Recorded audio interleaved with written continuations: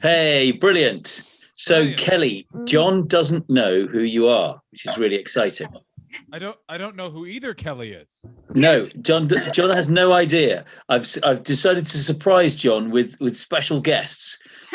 So, first of all, welcome to the Tale of Two Selbys. Very excited to have the two Kellys here. And as I say, John doesn't know who you are. So, go ahead and tell John who you are and why you're here.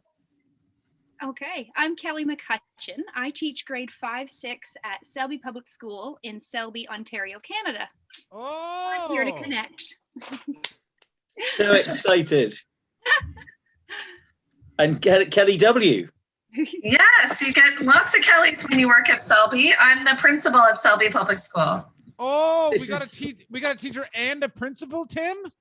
I know, it's so exciting. And it's 4:00 in the afternoon in Canada. It's 9 p.m. in the UK. Goodness knows where it is where you are, John. I don't know, but exciting times. It's very exciting. I just want to say, just to translate Canadian to Britain, principal means headmaster. Or headmistress. Or head teacher. Or head teacher. Yes. Very exciting. So tell us all about Selby Public School. How old are they? What kind of a school is it? Tell us everything you can. Would you like to do that part, Kelly?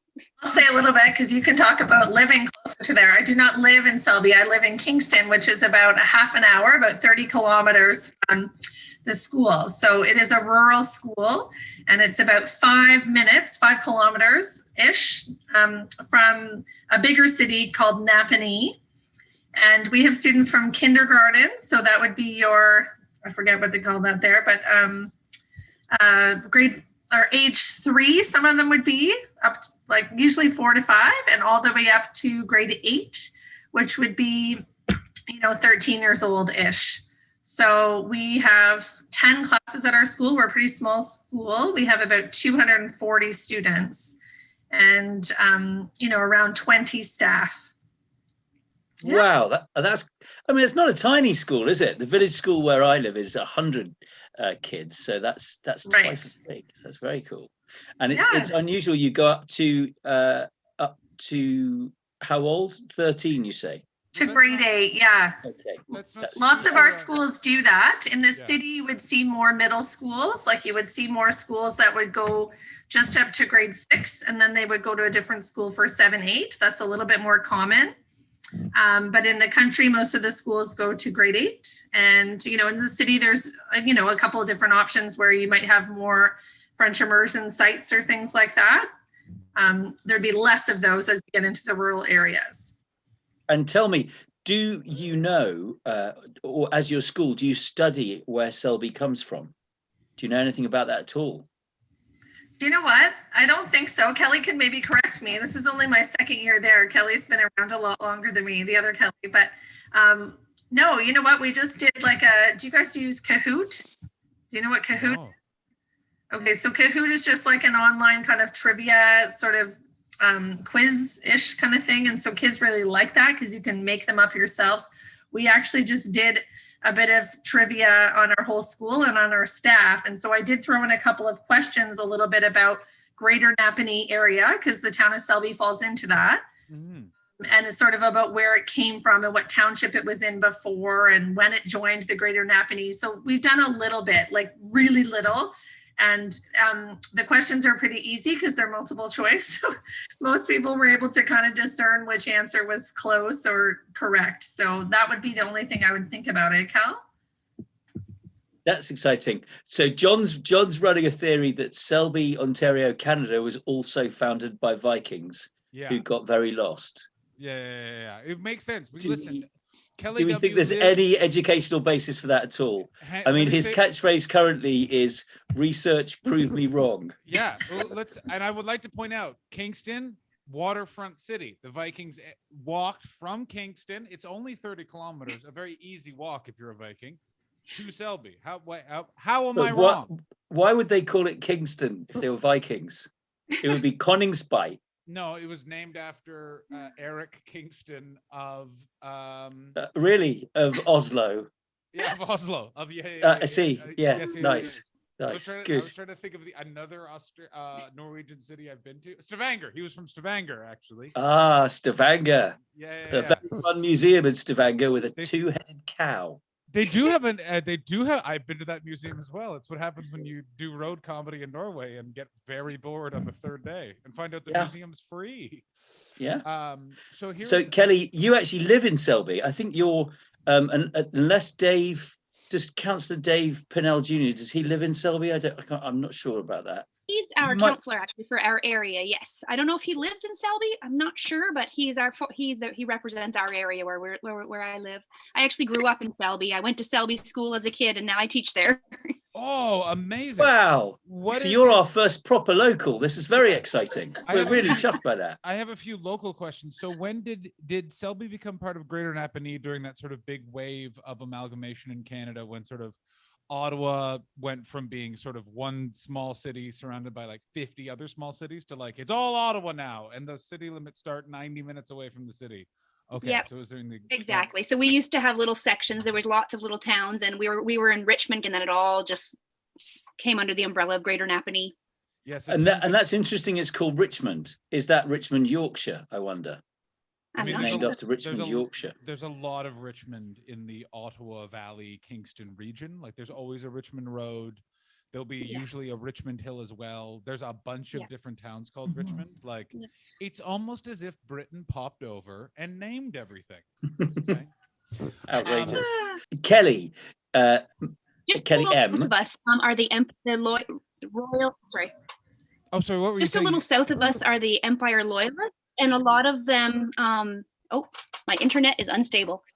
Kind of crossed over in Napanee and came in. Some of them may have settled here, so some of the area here is from the United Empire Loyalists.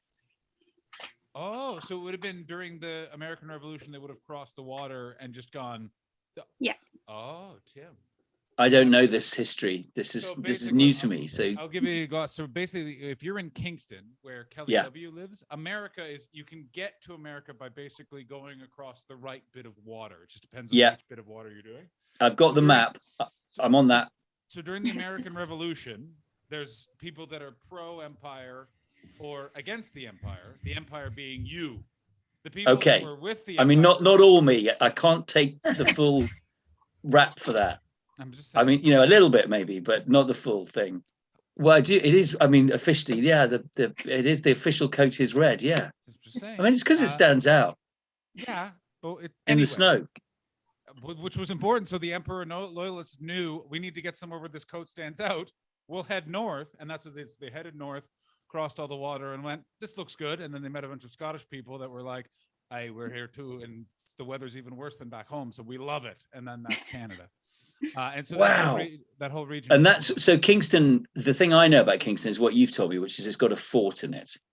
It does have a fort. So I'm very excited about that. Was the first capital of Canada. Oh wow! Okay, which is also interesting, right? It's a big part yeah.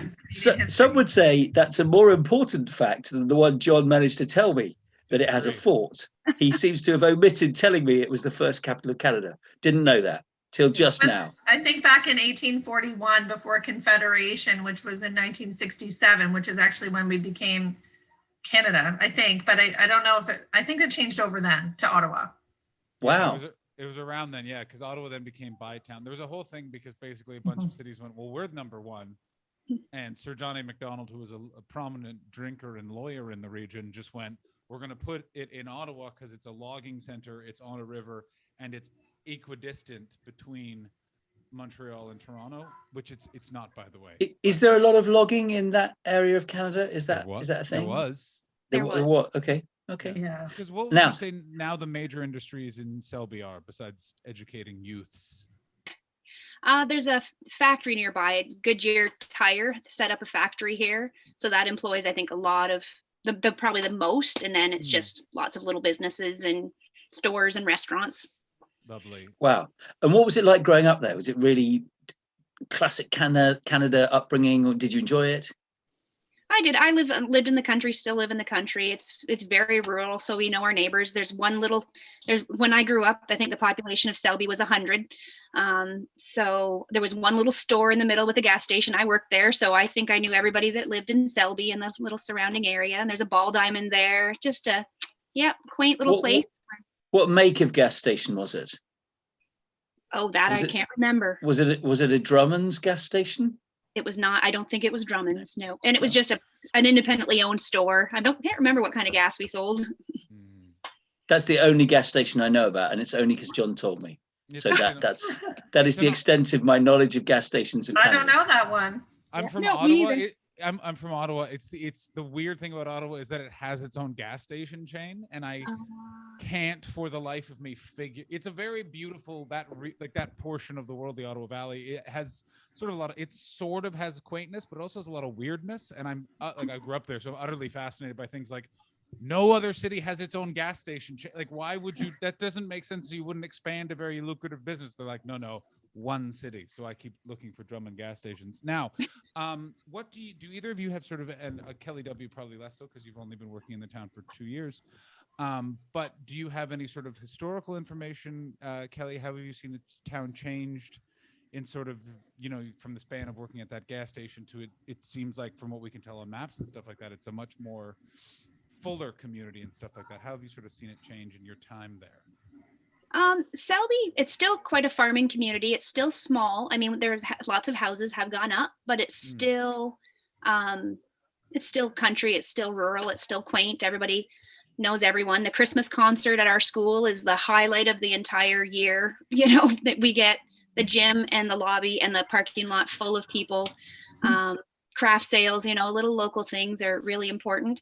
The way that it's changed mostly is when we did that amalgamation. So now we're all represented by the town of Napanee, which has its pros and cons as far as representing rural when you're represented by a town. And one thing is, what can we do with this project to kind of inspire the kids, get the kids involved? Is it helpful if we find one of the schools in Selby in England and maybe put you all in touch with each other, and you can do stuff like talking to each other or do projects about the different Selbys? And if we can find the connection between the two, then maybe there's some kind of nice project work that you could do possibly. Is that something that might be fun or exciting or helpful? Oh, I think it'd be pretty neat to find some more background about Selby. And I don't know where the name come from, who settled it first, or who were the first people here. So I think it'd be pretty neat. And my students knowing that there's a connection across the ocean they'd be quite interested, especially if they got to meet to share their information. Yeah. I mean, Selby in Yorkshire, I can certainly tell you a bit about Selby in Yorkshire. It's a very old place, and Selby in Yorkshire is definitely founded by Vikings. So Selby, by, is the Viking word for place or town. So it's Sel's town or Sel's place. So that's why we have like Grimsby. And John and I were saying, like, living in Grimstown doesn't sound like fun. Yeah. Whereas Selstown sounds okay. And then, of course, the next bit of history that's kind of fun is Benedict, the monk, all the way from France. Row. Story goes that he got lost. He took a wrong turn. He rode down the River Ouse, got to a bend, saw 3 swans, and basically went, right, that's it. Let's build an abbey. And so he built Selby Abbey, which is this socking great abbey in the middle of Selby. And William the Conqueror's son, Henry I, was born in Selby Abbey. Not I don't think in the middle of Selby Abbey, in a discrete side bit of Selby Abbey. Do you guys know if any notable Canadian alumni were born in the town of Selby? I don't know. But see, This is the kind of thing that the kids would be interested to figure out. The only thing that we've come up with so far is that Avril Lavigne seems to have performed very early shows in a theatre, the Lennox Community Theatre, I think. Yeah. It's just around the corner from the school. Yeah. Oh, there you go. That's exciting. So we would love to talk to them as well, of course. I mean, we'd love to talk to anyone from Selby in Canada. That would be great, I have to say. it's very exciting. I would love to know just a bit of a rant, if you guys have any. It's totally fine if you don't, but any sort of historical knowledge about the Selby town in Canada, any sort of historical fact, anything at all, and no worries if not, because we are. I think it's the kind of thing we should all find out. I Yes, think no, I think Yes. any project that the kids want to do in your school to find out about Selby. We've certainly got a nice lady from the archives who has been in touch, and Joanne, I wonder. I'm sure she would help. I can find her name for you. Hang on, I can do that. I can definitely do that. I have the power, and it's called the Lennox Addington Archives. But if I'm sure she would help. She's offered to help, so I'm sure she'd love to get involved with schools finding out about the history of Selby.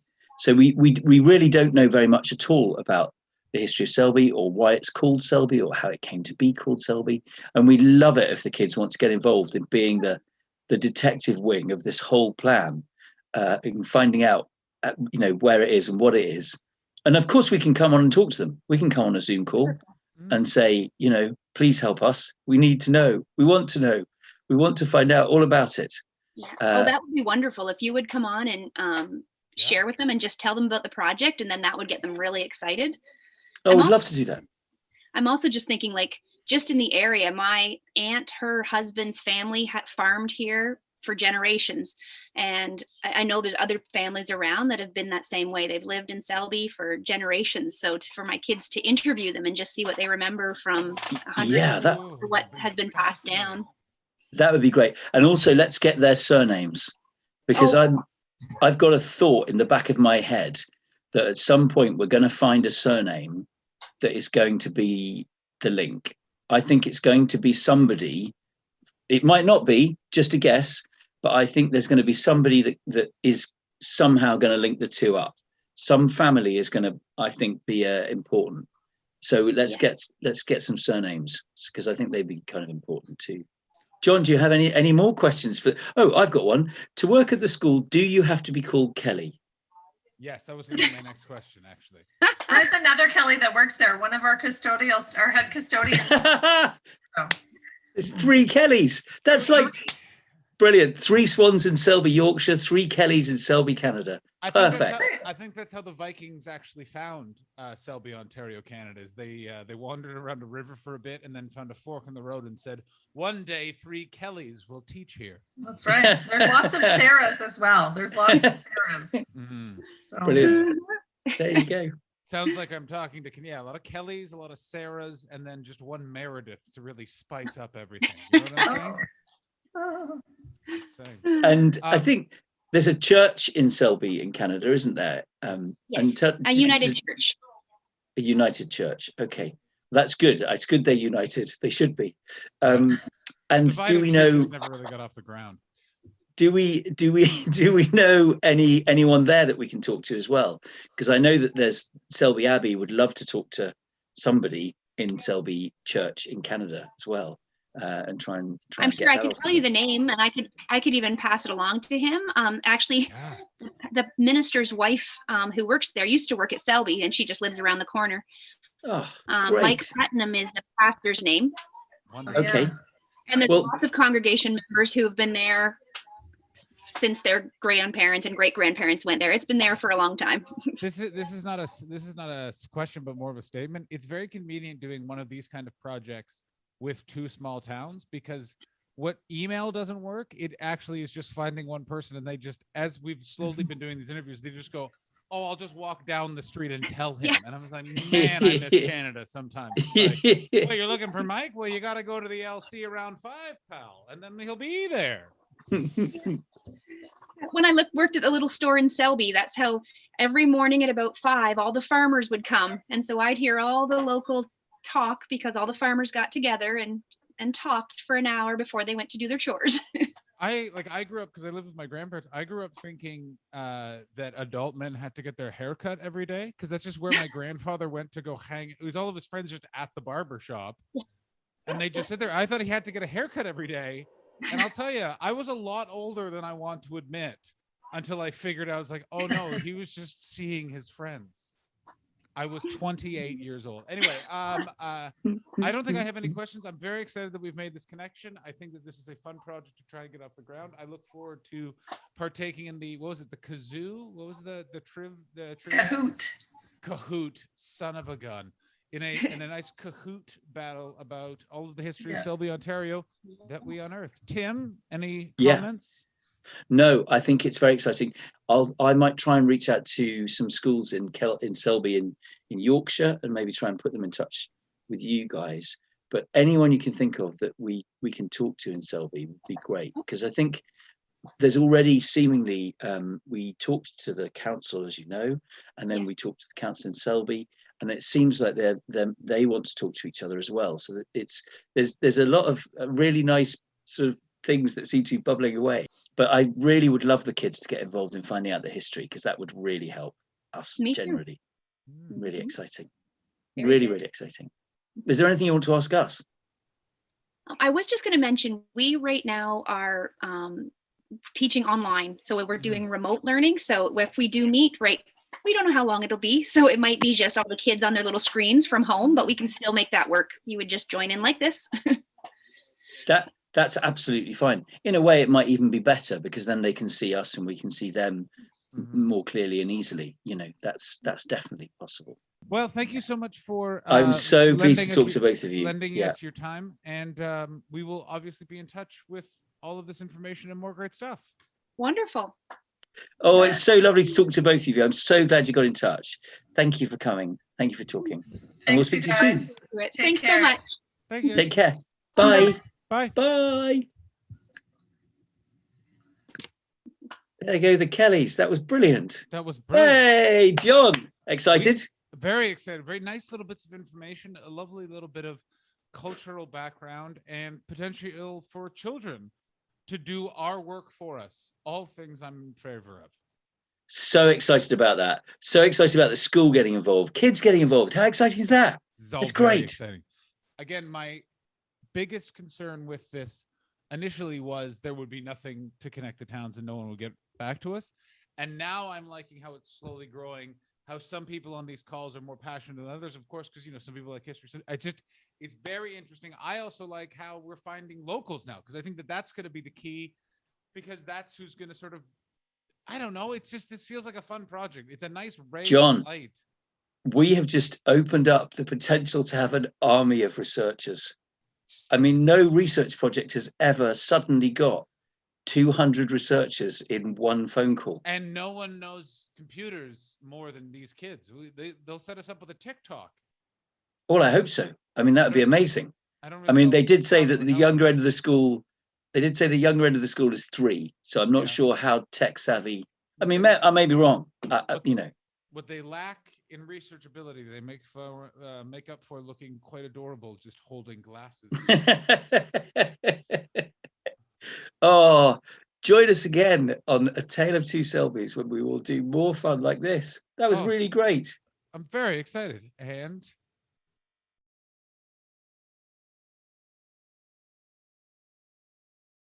hello. Sorry. No problem. What's up? I just had my mother just happens to be here, and it's her sister that I talked about. So she said that her sister, my Aunt Jean Friskin, she's the farmer's wife I mentioned, that when years ago she did a research project about the history of Selby with the church, with the United Church. And my mom thinks it was a name like STORR that were the first families in Selby. So anyway, that's interesting. I'll see if I can get a hold of the research information, and my kids can use it to kind of do some research. I think that would be really interesting. Yes, let's follow that. Let's follow that lead. Thank your mum. I will. That's brilliant. Thank you. That's really cool. Take care, Kelly. Take care. Bye. Bye. Bye. That's really exciting. So we've got a surname. Exciting. We have a surname. Oh, love it. Oh. Well, hopefully stopping and starting the recording hasn't affected any of this in any way, but we'll find that out in a moment. In the edit.